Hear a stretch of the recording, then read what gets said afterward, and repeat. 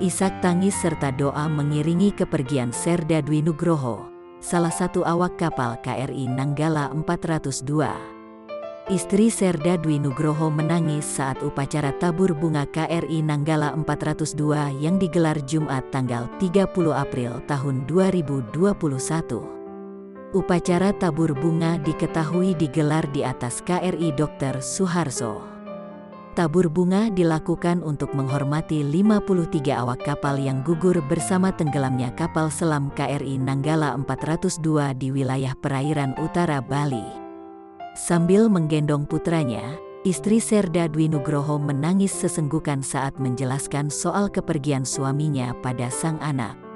Anak Serdha Dwi Nugroho, yang bernama Afin pun ikut menaburkan bunga untuk sang ayah sambil digendong ibunya.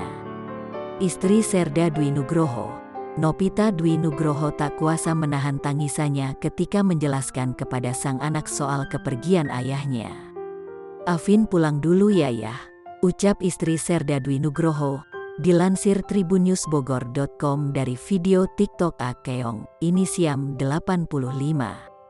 "Afin pulang dulu," imbuh Afin mengulangi kata-kata sang ibunda. Setelah itu, istri Serdha Dwi Nugroho dan sang anak, Afin pun melambaikan tangan dan ucapkan selamat tinggal.